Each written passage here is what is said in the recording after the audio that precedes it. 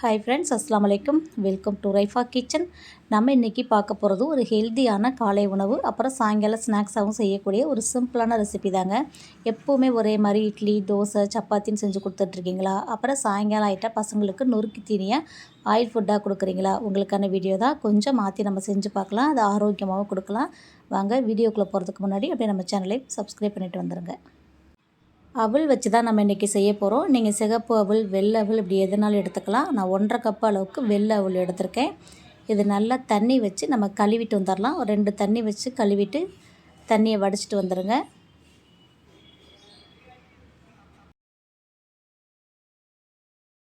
ஒரு 10-15 நிமிஷம் நம்ம ஊற வைக்கணும். இந்த ஈரத்துலேயே உங்களுக்கு ஊறிடும்னா அப்படியே மூடி போட்டு வச்சுருங்க. இந்த தண்ணி பத்தாதுன்னா லைட்டாக தண்ணி தெளிச்சிட்டு அப்படியே நம்ம மூடி போட்டு ஒரு 15 நிமிஷம் ஊற வச்சுட்டு அப்புறம் நம்ம எடுத்து பார்க்கலாம்.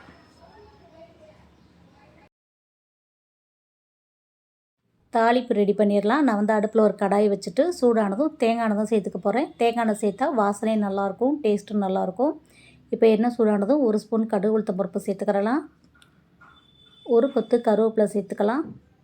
ஒரு கைப்பிடி நிறையா கடலைப்பருப்பு சேர்த்துக்கோங்க. நல்லா கடிச்சு சாப்பிட்றதுக்கு டேஸ்ட்டாக இருக்கும். பருப்பை நல்லா பொரிய விட்ருங்க. வெங்காயம் வந்து சின்ன வெங்காயம் இருந்துச்சுன்னா ஒரு 10-15 சின்ன வெங்காயம் சேர்த்துக்கோங்க. நான் வந்து பெரிய வெங்காயம் தான் ஒரு வெங்காயம் சேர்த்துருக்கேன். இதெல்லாம் சேர்த்துட்டு நல்லா வதக்கி விட்டுறலாம். காரத்துக்கு பச்சை மிளகா, வத்தல் இப்படி எதுனாலும் சேர்த்துக்கலாம். நான் வத்தல் வந்து ஒன்று மட்டும் கிள்ளி போட்டிருக்கேன், குட்டி குட்டியாக கிள்ளி போட்டிருக்கிறேன். நீங்கள் காரம் அதிகமாக வேணால் 2 வத்தல் கூட சேர்த்துக்கிறலாம். இப்போ வத்தலையும் சேர்த்துட்டு நல்லா வதக்கி விட்ருங்க. உப்பு சேர்த்துடலாம். இந்த வெங்காயம் அப்புறம் அவலுக்கும் சேர்த்து இதிலே நான் உப்பு சேர்த்துடலாம். அப்போ தான் வந்து மிக்ஸ் பண்ணுறதுக்கு நமக்கு ஈஸியாக இருக்கும். இப்போ இது கூட ஒரு 3 ஸ்பூன் அளவுக்கு தேங்காய் துருவல் சேர்த்துக்கிறலாம். தேங்காய் துருவல் சேர்த்ததுக்கப்புறம் ரொம்ப நேரம் வதக்க வேணாம். லைட்டாக ஒரு பிரட்டிட்டு நம்ம இறக்கிடலாம். அவல் எடுத்து பார்க்கலாம். பாருங்கள் எவ்வளோ அழகாக நல்லா ஊறி நிற்கிதுன்னு. ரொம்ப தண்ணியாகவும் இருக்கக்கூடாது, ரொம்ப ட்ரையாகவும் இருக்கக்கூடாது. பாருங்கள் இந்த மாதிரி நல்லா பொழு பொழுன்னு பூவாக உதிருது பாருங்கள். நமக்கு வந்து வடித்து வச்ச சாதம் மாதிரி நல்லா பொழு பொழுன்னு பூவாக உதிருது. இதுதான் கரெக்டான பக்குவம். இப்போ இதில் நம்ம தாளித்து வச்சுருக்கிறத சேர்த்துடலாம். சேர்த்துட்டு நல்லா மிக்ஸ் பண்ணி விட்டுக்கோங்க. நம்ம உப்பு சேர்த்துருக்கோம் இல்லையா, அந்த உப்பு வெங்காயம்லாம் எல்லா பக்கமும் படணும். தாளிப்பு எல்லா பக்கமும் இருந்தால் தான் நமக்கு டேஸ்ட் இருக்கும். நல்லா கை போட்டு நல்லா மிக்ஸ் பண்ணி விட்டுக்கோங்க. மிக்ஸ் பண்ணிவிட்டு இப்போ நம்ம இந்த கொழுக்கட்டை மாதிரி பிடிச்சிடலாம். கொழுக்கட்டையாவோ உருண்டையாவோ உங்களுக்கு எந்த வடிவத்தில் தேவையோ பிடிச்சிக்கோங்க. நான் வந்து உருண்டையாக தான் பிடிச்சிக்க போகிறேன். இந்த மாதிரி நல்லா அழுத்தி உருட்டிக்கோங்க. அப்போ தான் வந்து நமக்கு டைட்டாக இருக்கும். ரொம்ப லூஸாக பிடிச்சிங்கன்னா வேகும்போது உடையிறதுக்கு வாய்ப்பு இருக்குது. அதனால் நல்லா அழுத்தம் கொடுத்து நல்லா உருண்டையாக பிடிச்சி வச்சுக்கலாம். நான் வந்து இட்லி தட்டில் எண்ணெய் தடவி வச்சுருக்கிறேன்.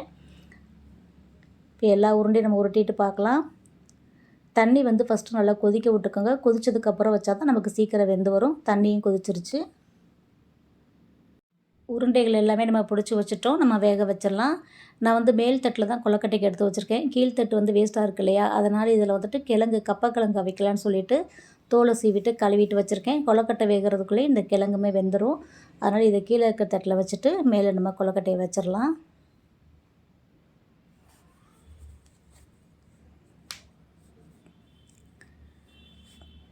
வச்சுட்டு மேலேயும் கொழுக்கட்டை வச்சுட்டு ஒரு 6 நிமிஷம் அளவுக்கு நம்ம வேக வச்சோன்னா போதும். கரெக்டாக வெந்திருக்கும். ரொம்ப நேரம் வைக்க தேவையில்லை. ஏன்னா வந்து நம்ம ஊற வச்சுருக்குறோம். அவல் வந்து நல்லா ஊறி நிற்கிது. சும்மா ஆவியில் ஒரு 5-6 நிமிஷம் வேக வச்சு எடுத்து பார்க்கலாம். கரெக்டாக இருக்கும். இதுக்கு வந்து கார சட்னி, தக்காளி சட்னி, தேங்காய் சட்னி இப்படி எதுனாலும் வச்சுக்கலாம். நான் வந்து இன்றைக்கி கார சட்னி தான் அரைச்சிருக்கிறேன். கார சட்னி ரெசிபி வந்து நான் வீடியோ எடுக்கலை. ஏற்கனவே நம்ம சேனலில் கார சட்னி ரெசிபியெல்லாம் வீடியோ அப்லோட் பண்ணியிருக்கேன். தேவைப்படுறவங்க செக் பண்ணி பார்த்துக்கோங்க. இப்போ வந்து 6 நிமிஷத்துக்கு அப்புறம் கொழுக்கட்டையை வெந்துருச்சு. அதை எடுத்து நம்ம பிளேட் பண்ணிக்கலாம். தினமுமே காலை சாப்பாடு இட்லி, தோசை, பூரி, சப்பாத்தின்னு கொடுத்தீங்கன்னா பசங்களுக்கு வந்து போர் அடிச்சு போயிடும். ஒரு டைம் வந்து இந்த மாதிரி செஞ்சு கொடுங்க. வாரத்துக்கு 2 முறையாவது இந்த மாதிரி ஸ்நாக்ஸ் செஞ்சு கொடுங்க. டிஃபனாக செஞ்சு கொடுங்க. இது வந்து நம்ம தேங்காய், பருப்பெல்லாம் சேர்த்துருக்கனால சாப்பிட்றதுக்கு நல்லா டேஸ்ட்டாக இருக்கும். ரொம்ப ரொம்ப சாஃப்டாகவும் இருக்கும். நீங்கள் வந்து சின்ன குழந்தைங்களுக்கு ஸ்நாக்ஸ் பாக்ஸ்லையும் வச்சு ஸ்கூலுக்கு கொடுத்து வரலாம். எவ்வளோ நேரம் ஆகினாலும் நல்லா சாஃப்டாக இருக்கும். இது சிகப்பு அவல், வெள்ளை அவல் இப்படி எந்த அவல் வேணாலும் வச்சு செய்யலாம். இது சாயங்கால ஸ்நாக்ஸாகவும் நீங்கள் செஞ்சு கொடுக்கலாம். ஆவியில் வேக வச்ச உணவு வந்து சாயங்காலத்தில் கொடுக்குறது ரொம்ப ரொம்ப உடம்புக்கு நல்லது. இது குழந்தைங்க மட்டும் இல்லைங்க, வீட்டில் வயசானவங்க பெரியவங்க இருந்தால் கூட இந்த ஸ்நாக்ஸ் செஞ்சு கொடுக்கலாம். வயசானவங்களுக்கு கொடுக்கும்போது கொஞ்சம் தேங்காய் மட்டும் கம்மி பண்ணிக்கோங்க. மற்றபடி இது வந்து ஈஸியாக ஜீரணமாகும், சாப்பிட்றதுக்குமே நல்லா சாஃப்டாக இருக்கும். அவ்வளோதாங்க. அவல் வச்சு ஒரு ஹெல்த்தியான, ஈஸியான ரெசிபி எப்படி செய்கிறதுன்னு நம்ம பார்த்துட்டோம். கண்டிப்பாக அந்த ரெசிபி உங்களுக்கு பிடிச்சிருக்குன்னு நினைக்கிறேன். பிடிச்சிருந்துச்சுன்னா நீங்களும் ட்ரை பண்ணி பாருங்கள். இந்த வீடியோ பிடிச்சிருந்துச்சுன்னா லைக் பண்ணிவிட்டு நிறையா ஷேர் பண்ணுங்கள். அப்படியே நம்ம சேனலை இது வரைக்கும் சப்ஸ்கிரைப் பண்ணாமல் பார்த்துட்டு இருந்தீங்கன்னா ப்ளீஸ் சப்ஸ்கிரைப் பண்ணி சப்போர்ட் பண்ணுங்கள். இன்ஷா அல்லாஹ் இன்னொரு வீடியோவில் பார்க்கலாம். Bye friends. அஸ்ஸலாமு அலைக்கும்.